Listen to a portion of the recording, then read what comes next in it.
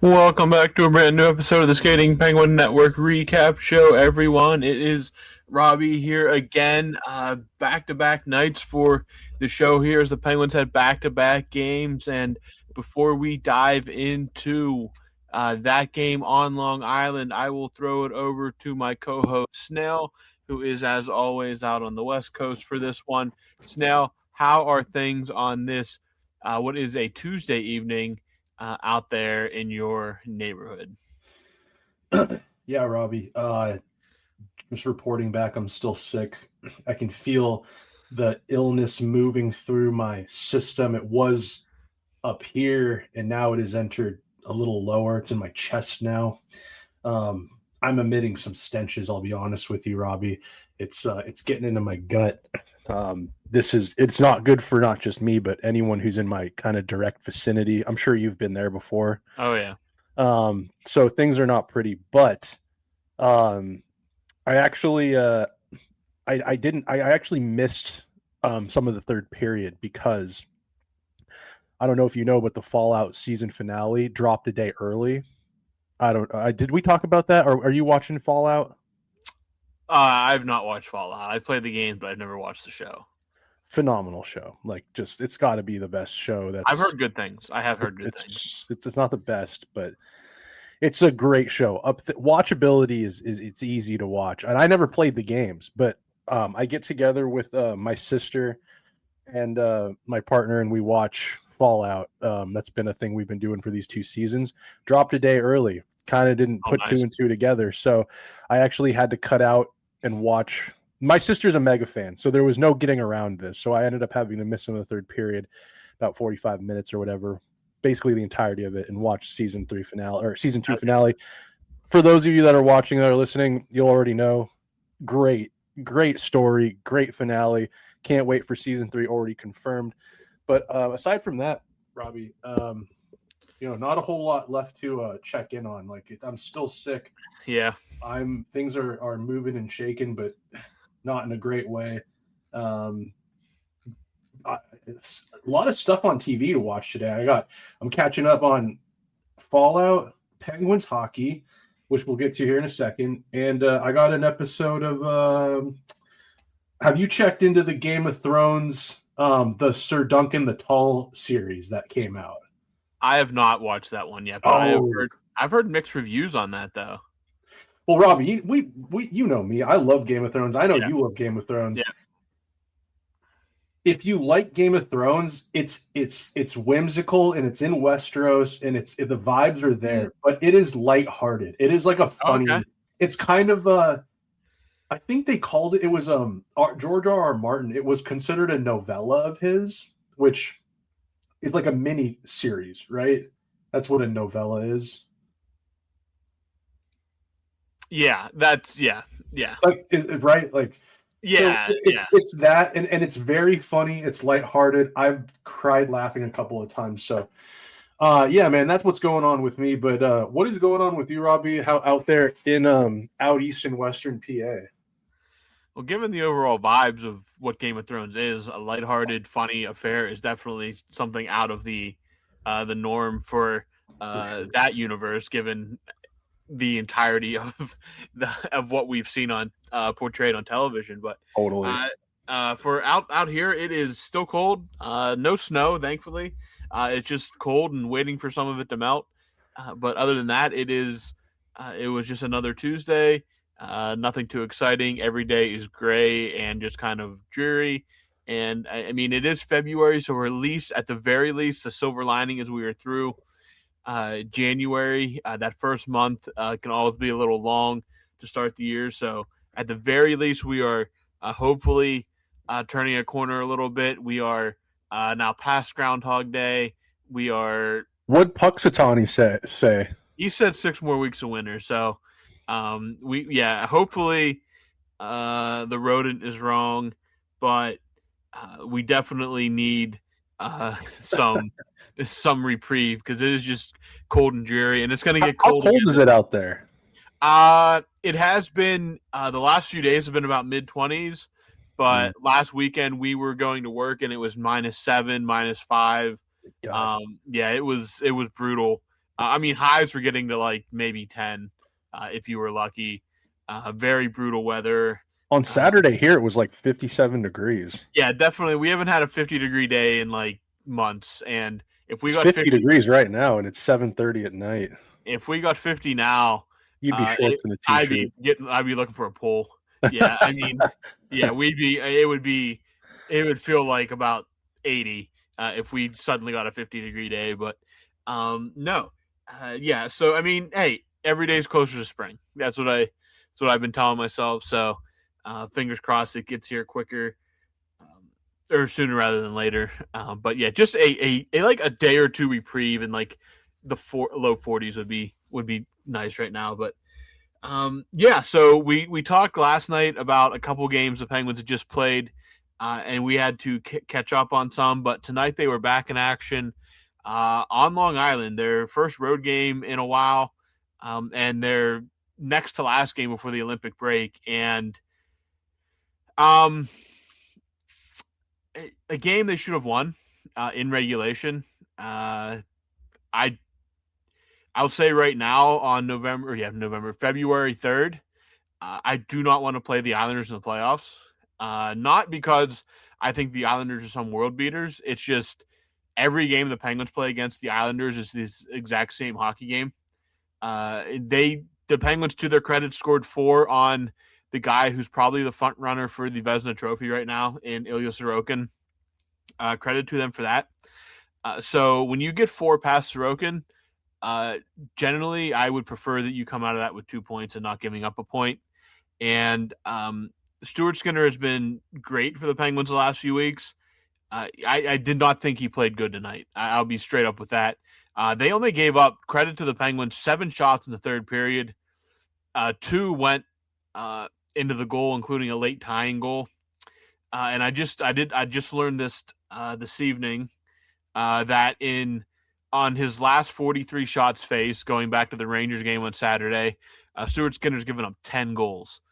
So I'm not thrilled about that, but just focusing on this game, I thought the Penguins played absolutely well enough to win this game in regulation. The overtime, I will take the point. More than happy with the point.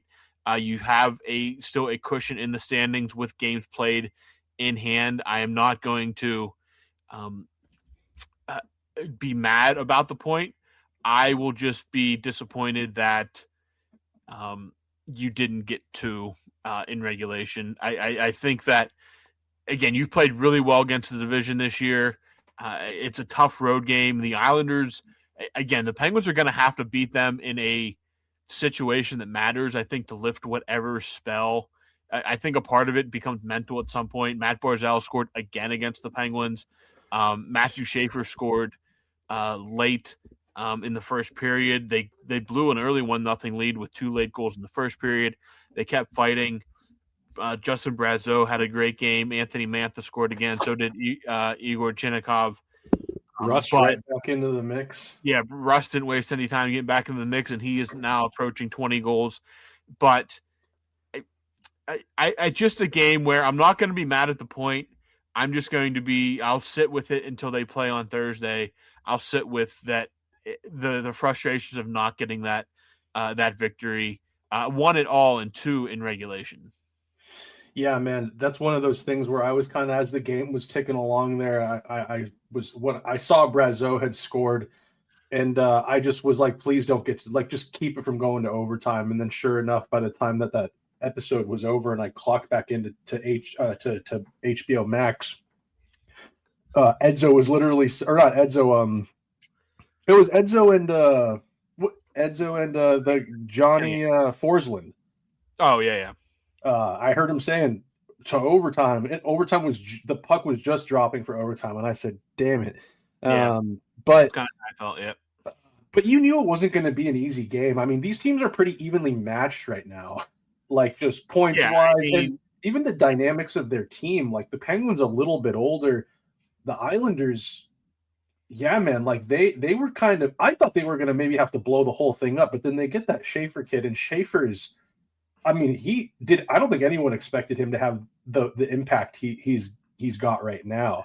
Yeah, not to this level for certain. Like, I No. thought he could have been really good, but not this quick. I mean, he was in conversation for being on the Olympic team, and like if somebody would get injured between now and like Friday, he could very well still be an injury replacement. But the kid is, I mean, that you don't fall into franchise defenseman like that quickly, and unfortunately, that's somebody we're gonna have to deal with for the next 10 or 15 years. But I will say with the Islanders, though, they didn't necessarily have anybody. They didn't have like a number one man. No. You know, they were able to allot him the minutes and the opportunity. They didn't have much to lose. You know, God, if they stunk again this year, they just get another high draft pick next year. They were able to give him the minutes and the play time and like the situations, and he's like, you know, credit to the kid for taking it and just running with it. He might score 20 goals this year, like at the pace that he's at, which it's, you know, whatever, good for the Islanders. But I was hoping that the Penguins would be able to squeak out 2 points, like you said, not mad at getting the point. This overtime kills this team. I don't feel any optimism when it goes past the 60 minutes with this squad right now. No. It just, they just don't have. It just seems that whatever the bounces seem to go against them, it's never fortuitous in their favor. The goalies can't make the save when it matters in overtime. Like, it's very reminiscent. You know, Jari's not even there, but it's reminiscent of Jari-esque type stuff. I don't know if it's the opportunities they give up. I don't know what it is. I'd like to hear an elite hockey mind tell us what is going on with the Penguins when it goes to overtime. I scratch my head every time because we never end up with the extra point, it seems. Certainly doesn't seem that way. I will say that. It's it always feels like it just they don't. There's no system for overtime with them. They won the opening draw in this overtime period and had possession for a little while, but never got a shot off. Never give it up. Yeah. They never got a shot off, and before they could even touch the puck again, Horvat was ending the game. Like, it just, again, they only gave out 23 shots in this game. Like, defensively, they were not terrible in this game. They put up 35 themselves. They, for the most part, were disciplined in this hockey game.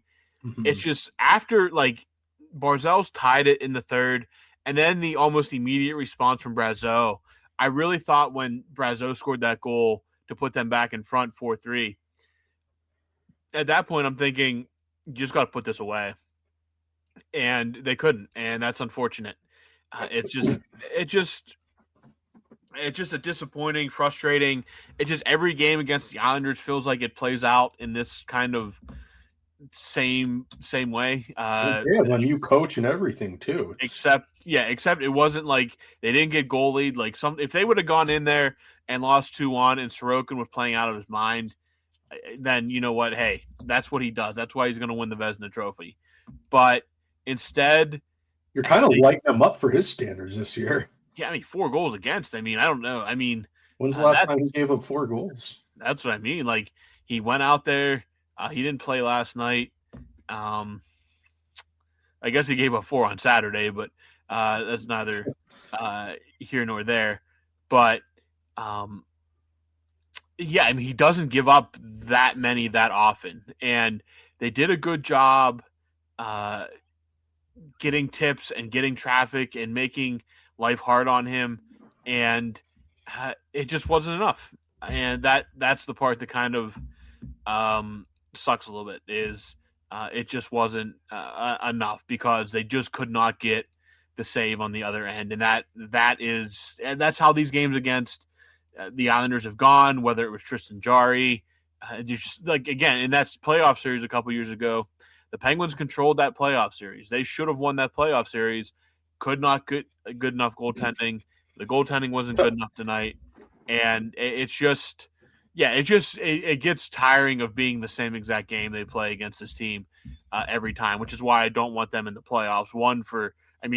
The chance of you scoring 4 against Sorokin every night are slim, and I don't feel as confident in the Penguins goaltending as I would in the Islanders goaltending. And the Islanders are just annoying to the Penguins. They are just a thorn in the side. Even the year that the Penguins beat them in the year Brooks Orpik scored in overtime to end that series. That was still a miserable experience because that Islanders team was not that good. It still was a miserable experience to watch, and for the Penguins, it's just I just wish that the Islanders would go away. I really hope that this is not who the Penguins have to face in the playoffs, but unfortunately, would you rather them drop to a wild card and play Carolina? Given the way they played against Carolina once this year, I mean, yeah, that's an extremely small sample size. And honestly, and probably I would live to regret that. You never but know. I would feel much better about losing to the Carolina Hurricanes than once again losing to because I believe Carolina, if you're comparing the two teams, Carolina is the better team. I don't think the Islanders are an out-and-out better team than the Penguins, and it would just make me angry to lose to a team that you should have beaten, that should beat in a just frustrating 6 or 7 game series. For sure. I just think I'd almost rather see Carolina and see Freddie Anderson and light him up every night. I mean, that would be the one, if you can find a way to break that system they run and get enough rubber to Anderson, I think your odds are better at evening the goaltending matchup with Anderson than Sorokin. It just, again, that Carolina plays that incredibly annoying man coverage, man on man. They control the puck, but I think if you can find a way to break that, a confident Penguins team can find a way to do that. I think the goaltending matchup with Anderson compared to Sorokin would play much more in your favor, simply because it's not Ilya Sorokin. And Carolina doesn't have that weird hex, at least from a playoff standpoint, over the Penguins. The Penguins and Hurricanes have met in the playoffs before, and it's basically been the Penguins just mistreating them badly. They don't have, again, the history, at least from my mind, it seeps into my brain. I'm like, this is a miserable experience. I can't do this again. So, I mean, from that aspect, maybe I'd like to play Carolina just because of those factors. But, I mean, if we're looking at the odds are, if everything stays the same, it's going to be the Penguins and Islanders. It's more or less who gets home ice, which that has not mattered in the past either. It hasn't mattered. I don't think it matters. It's really annoying playing on the island. Those fans are insane. Yeah, deeply annoying. Deeply annoying. Yeah, I can hear them through the TV. So yeah, I guess we'll have to wait and see. But the way it's looking right now, if things kind of stay steady Eddie for the rest of the season, it's going to be some jockeying for whoever gets the home ice, probably, unless a shoe drops. And you never know. I guess that's why you got to play all 82. But this game does remind Penguins fans, I think, of the just thorn in the side that the Islanders, whether they're going through a rebuild or they're at the peak of their kind of their talents, they're always annoying to play, no matter where they're at.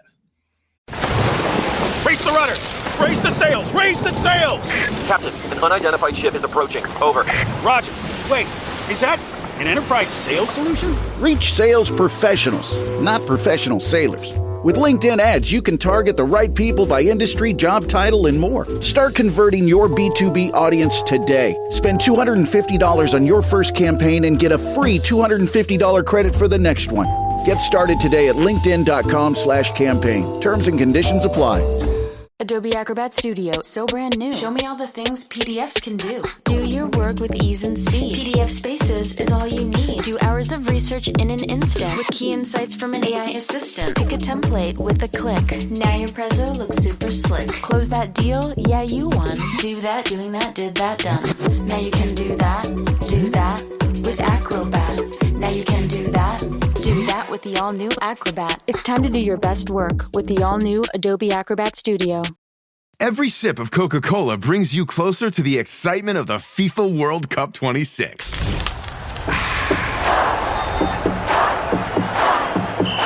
Because nothing compares to the joy. So grab a Coke and drink in the FIFA World Cup 26. No purchase necessary. 13 plus in 50 U.S. states and D.C. with a web-enabled device. Ends March 1st with 8 entry periods. Rules at CokeURL.com/soccer rules. Yeah, it's just some kind of weird dark magic, some voodoo bullshit that the Islanders gin up, and I'm sure every franchise has an opponent like that you just like, no matter what the records say, that it's just going to be a painful experience and like a very agonizing kind of like pull your teeth out kind of game. And that, yeah, I'm sure that every team has someone like that. And for right now, ours is just the Islanders. Like, I don't like the Flyers. Like, I think the Penguins could just bully the Flyers in a series, right? Like, the Capitals don't scare me. Mutual respect for the Capitals. The Islanders, I don't, and I hope an Islanders fan. I don't have any respect for the Islanders. I don't. I really don't. I don't really have any respect for them. They've tried to be this. We weren't alive when Trottier and the boys won 4 in a row or whatever. Yeah, I mean, I've been. Maybe you were.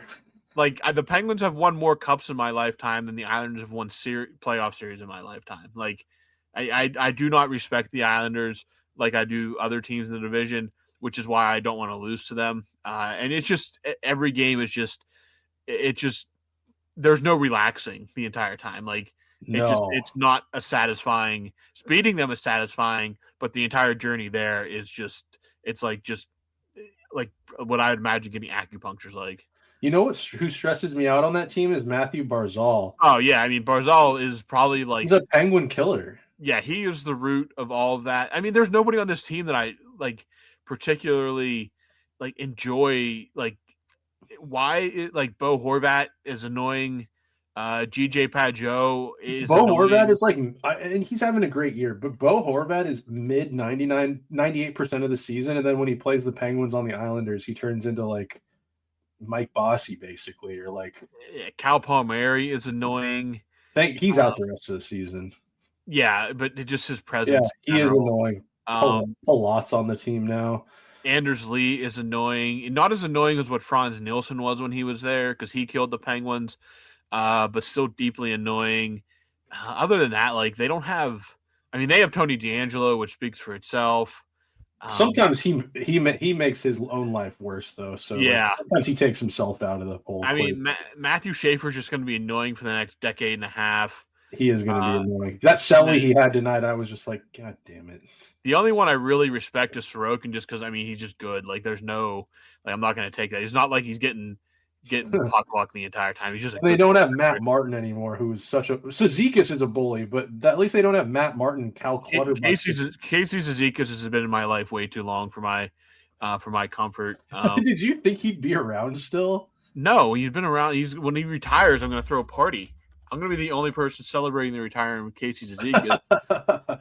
You know what I actually did one time? This is really stupid, but when Matthew Barzal got drafted into the NHL, I actually got a T-shirt of his, an Islanders T-shirt, like jersey thing, just because he was in Seattle for the Thunderbirds. Oh, okay.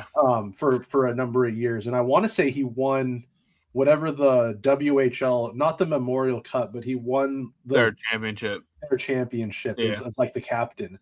And I was thinking, oh, I hope this guy gets it. He's going to make it to the NHL. But he was a part of that one draft class that was pretty heavy. Yeah, I had this T-shirt of his. And then the Penguins played the Islanders maybe a year or two after he got drafted. And he factored in so much on that. I remember I had a fire pit outside, and I took my shirt off after the series was over. I went outside and I just poured lighter fluid into my fireplace, and I just took my shirt off and threw it. I probably wasn't wearing it. So I took my shirt outside. I probably grabbed it out of the hamper and threw it in there. And I was like, I'll never root for him again. And I have it to this day. Yeah, just deeply annoying hockey team.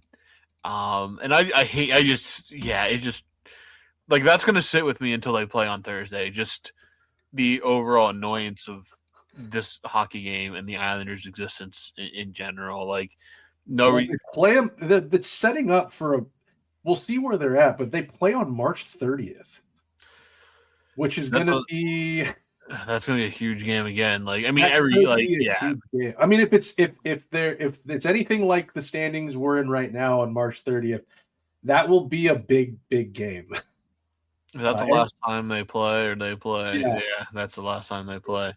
Yeah. Yeah, I mean, beating them, like, if we have to, God forbid, play them in a playoff series, beating them would be cause for, like, I mean, oh my gosh, I don't even want to know. That would just be euphoric.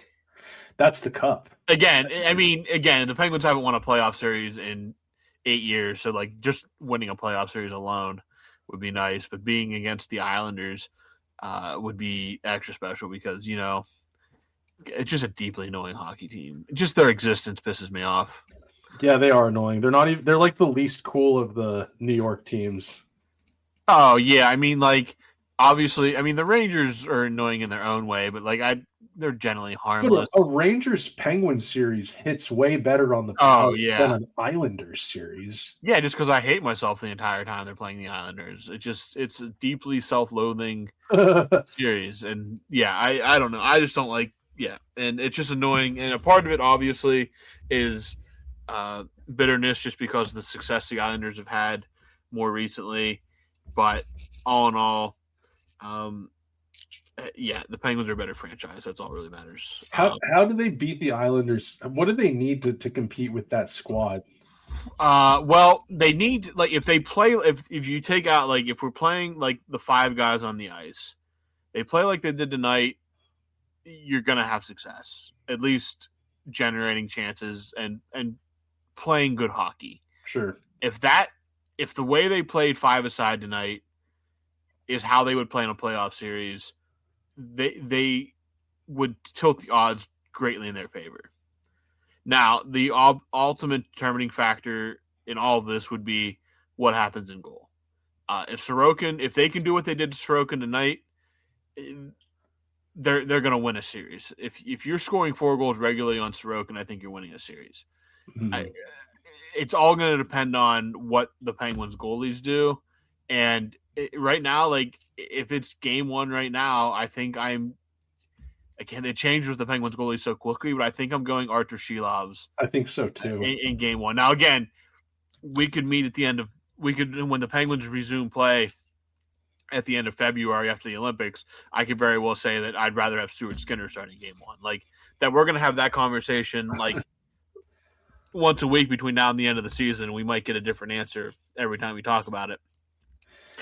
I'm very interested to see, like, how this all plays out down the stretch, but we'll talk about that over the Olympic break, kind of thinking Mal and Dan Muse shoes kind of thing. Yeah, absolutely. But, like, if you're looking at the 5-a-side, I think if you play like you did tonight, you're going to have success. You're at least going to make it very, very difficult on the Islanders. And if you can, again, when the goaltending is what it is, you have to make it as difficult on their forwards and defensemen, on their skaters, as possible, and force Sorokin to make as many saves as possible. So, like, if you play, if you're out shooting teams 35-23 on the regular basis, more or less, you're going to have success winning games. Again, if Stuart Skinner makes 1 or 2 saves tonight, we're having a completely different episode right now. And that's really, for me, if you can create like you did with the skaters tonight, I would feel very confident about winning over the course of 7 games. A 1 and done, obviously nobody wants that. We're not going to, that's not even how they would do it. A best of 5 would make me a little anxious, but a straight up 7-game series, if you play like you did tonight, 5-a-side, I think, and the Penguins special teams are good enough that they would tilt the scales a little bit more. I think you win a 7-game series. It's just the most agonizing 7 games you've ever watched. Well, you know Sorokin's going to steal you at least 1 game in a series. He's going to just outright rob a series. Do you know who I noticed had some success? Who had success tonight against the Islanders? And it wasn't just the goals they scored, but they seemed a little more dangerous than they do maybe lately. Is the big guys, Brazeau and Mantha's been on a heater, but Brazeau and Mantha those big guys, I think in a series against the Islanders, you're looking at maybe you're moving the lines around a little bit and you're getting those big guys more ice time. Yeah. Because the Islanders aren't an overly aggressive team. They're not an overly big team either. They're not an overly big team like they have been in the past where they play more meat and potatoes, kind of straight line, rugged hockey. Yeah. They've got some more high flying guys. But if Sorokin's the big factor that's going to keep you from from beating them, I'd probably look to the big guys to give them a little bit more time out there because they're going to be making. And Brian Rust, he scored tonight. Brian Rust plays like he's a big guy. He would have been a great lacrosse player the way he goes to the net. He seems like he's fearless when it comes to charging the net. Sometimes to his own kind of detriment, like he's taken some hard hits into the goalie before. But I'd be looking to guys like that, utilizing what you have on your team, which is Brazo and Mantha. Brazo is pretty nasty down low around the net. I'd like to see him score a little bit more. I see him with these nifty moves down low, and he finds a way to he can overpower defensemen in front of the crease to get open and get his stick open and get in the lane. And he's a great screen. I would just, I mean, they're going to have I'm sure Dan Muse and company took notes. They play again in about a little less than 2 months. So it'll be interesting to see how things shake out. But until then, man, you're probably looking at potentially if the playoffs started today, that's who you're playing in the first round. And I think you'd be playing in Pittsburgh. But like you said, with a team like the Islanders, it hasn't really mattered in the past. Yeah, I mean, by the time you resume the season, obviously you play on Thursday night before the break. You have. Let me do I don't feel like doing math in the head. Okay. That'll be the 5th. You have 26 games left when you resume play at the end of February after the Olympics. Holy smokes, that's nothing. That's nothing, but it's also, I mean, that's a lot of time to determine how everything shakes out. Like, not a lot, but it is a lot. And March is just, I mean, they have 1, 2, 3, 4, 5, 6, 8, 9, 10, 11, 12, 13, 14, 15, 16, 17 games in 31 days in March. And that includes going out, and that includes road trips out to here, I'll just make it quick for you. That includes playing Carolina twice, Boston twice, Vegas twice, home and away, Colorado twice within 8 days. No, sorry, you played Carolina 3 times. They haven't played them yet this year, huh? Yeah, they played them right after Christmas. Oh, they did play them, yeah. Okay. They played Carolina 3 times in 12 days.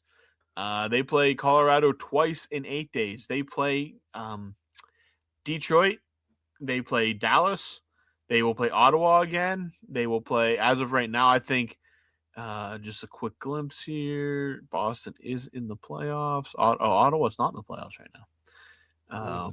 They play 1, 2, 3, 4, 5, 6, 7, 8, 9, 10, 11, 12, 13, 14 of these 17 games are against teams, as of right now, as we are talking, in a playoff position. Oh, my God. Yeah, and the worst team they play is the Philadelphia Flyers, who are currently the lowest team in the standings of all these teams that I mentioned. No, sorry. They play Winnipeg, who is dog doo-doo in a bad way. They took a huge step back. Didn't they win the President's Trophy last year? Yeah, they did. But no, March is a very just brutal schedule.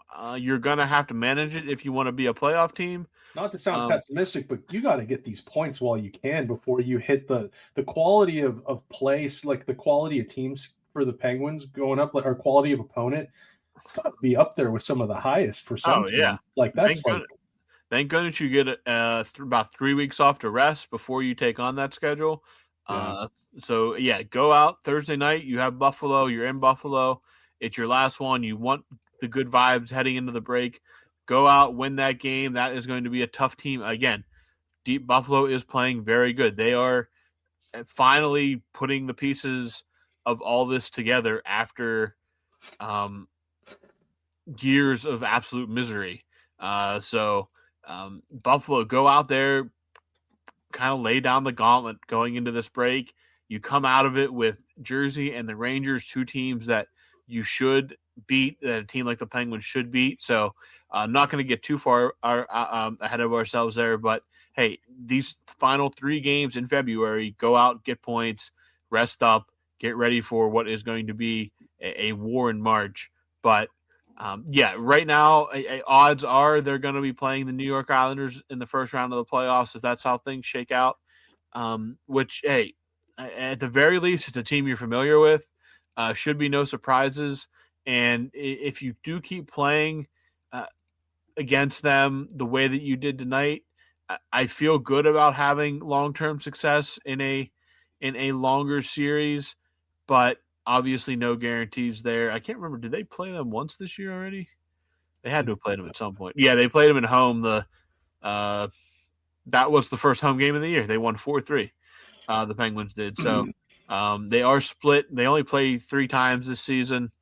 Either way, they're going to play 3 times in the regular season, then probably give us 7 games in the playoffs, which would be fitting of these two teams. But I just wish they could have won outright tonight. They deserved it. If that happens against any other team, I'm down. But against the Islanders, after the way that played out, it's just more or less this sucks.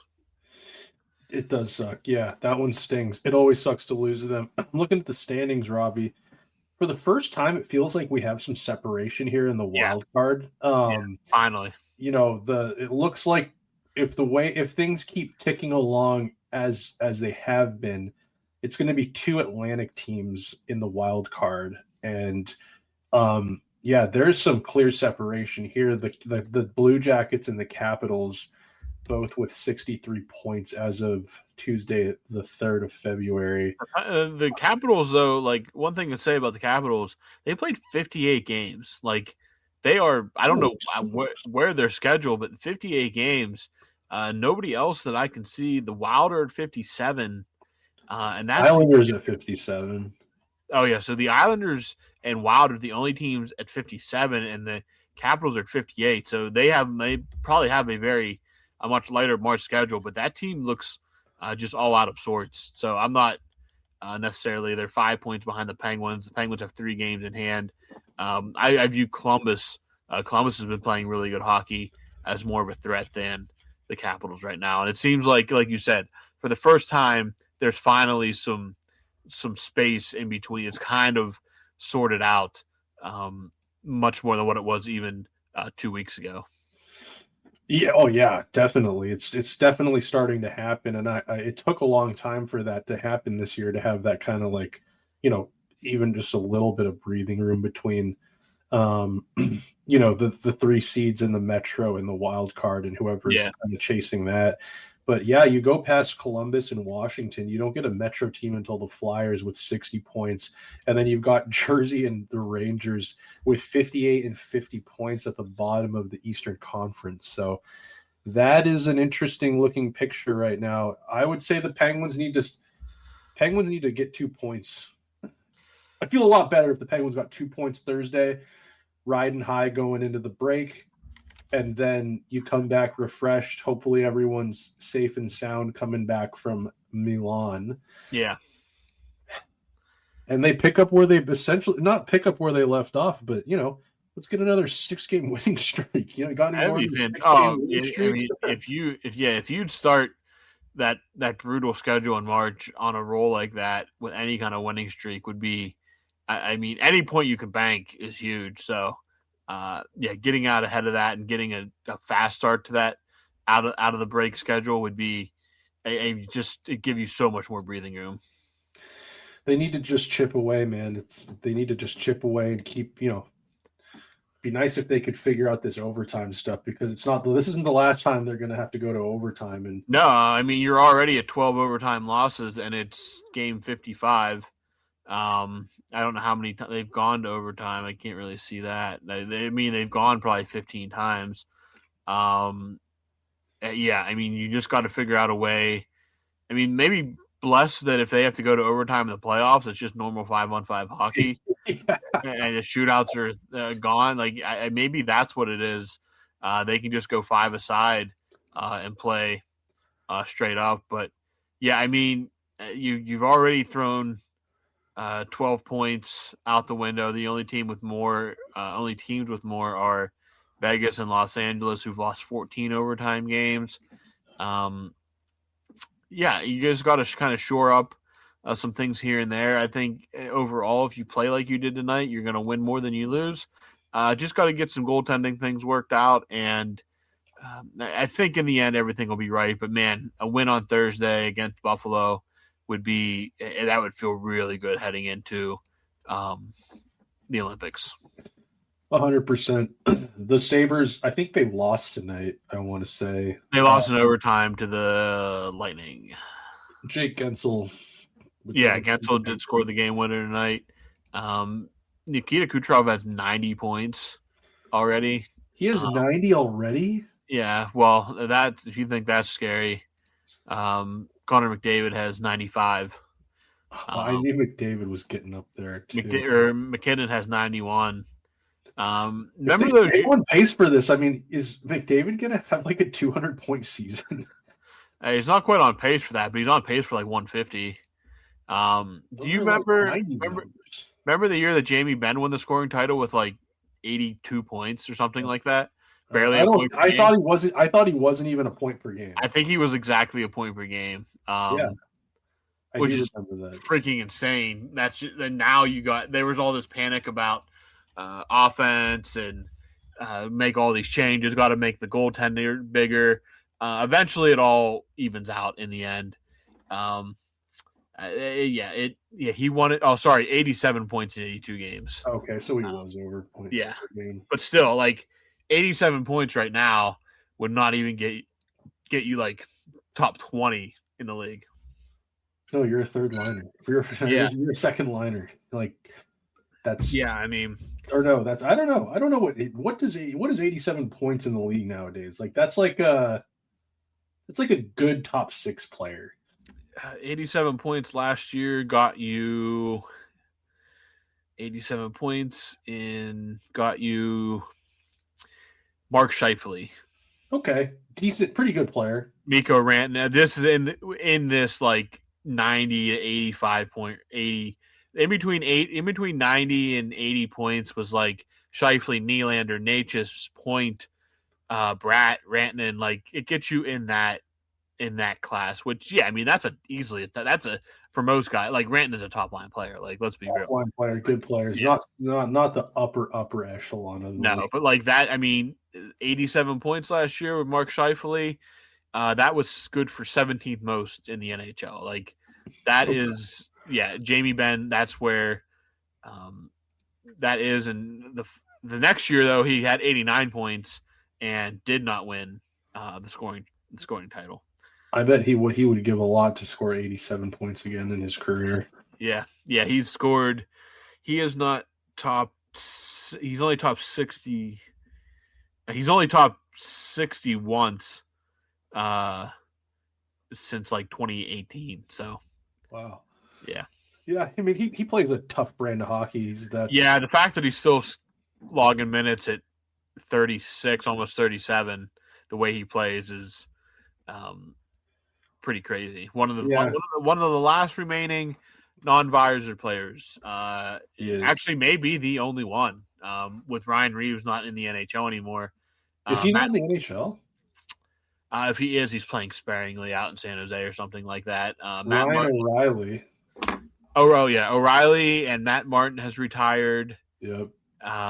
It was like 6 guys as of like last year, and like Matt Martin retired. Ryan O'Reilly's still there. Ben, it's like maybe down to like 4 guys, and only like 2 or 3 are actual regulars. And you can't do that anymore, right? Like even if you wanted to skate with no visor on, the league would like not let you. No, you can. It's just everybody wears like anything below the NHL is visor required. That these guys grew up with it now, they don't ever change. Like it's just Yeah. It's just one of those things they never had to outlaw. It is just naturally outlawed itself. Yeah, people are like, I'll keep both my eyes. I mean, I watched a guy eye jelly fall out on the rink once. Really? Ago. Well, it was an NHL game. I forget who he played for, but yeah, I think he went blind or at least lost like most of his vision. Damage in one eye. Yeah. Well, Chris Pronger, what led to him eventually, he took that stick to the face all those years ago and led to eye injuries, which led to concussions. And yeah, he was never the same. I don't blame him. My gosh, I'd probably wear a full face shield if I had to play. Even if I was playing beer league, I'd probably have a full face shield on because I don't have that kind of insurance. Yeah, good point. No, for sure. It's probably a smart idea to cage up. But yeah man, that's damn. That's wild. But yeah, lots of scoring in the NHL these days. Long since the days of an 87-point. Yeah, I mean, that was kind of an outlier even then too, though. Yeah, it definitely was because even the next year over 90 won it, which still low for now, but like still very, very different hockey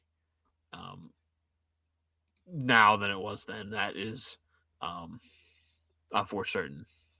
For sure. And yeah, man, we'll fucking the McDavid or Kucherov, they're gonna get one. I mean, it's crazy to think if they keep on pace. I mean, what are they? Over 50 games into the season. I mean, that's like we're gonna see like 130. They'll easily. McDavid should easily pass 130. Yeah. And that's if he stays steady. He might have a couple of games where he pops off for like 6 points. Absolutely. Abso-freaking-lutely. Who's the Penguins' leading point getter right now? Is it Sid? Yeah, it's Sid. Wonder how he'll end the season probably with what, like 90 points, 35 goals? Yeah, he'll probably top 90 again. At 38? I don't know if anyone's done that before at 38. Yeah, I don't know. Oh, I think he's definitely the highest scorer for he was 37 last year. I think 38 he'd probably top that again easily. It'll be great to see, man. Well, yeah, one more game before we get a 3-week break from the NHL, and then it's back to the grind after that, late in February, and then we got the trade deadline, which there's going to be some spicy meatballs rolled out after Milan, man. It's going to be interesting to see. So, Penguins included, man. Do they stand pat? Do they add?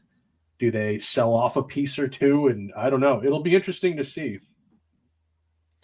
Yeah, I'm very interested to see what, even not just the Penguins, but throughout the NHL as well, because he's just there's just so much that's going to happen in this next month, basically, that it's just going to be crazy. It's going to be crazy. But until that happens, we got one game against the Sabres on the 5th of February. So I don't know, man. Hopefully let's get 2 points. Yeah, so they're back at it Thursday against Buffalo, the final game before the Olympic break. But until then, I don't really have anything else for this episode, Snail. He doesn't as well. So we'll be back Thursday night to wrap up the Penguins pre-Olympic schedule after they play the Sabres. But until then, you guys stay safe, and we'll talk to you later this week.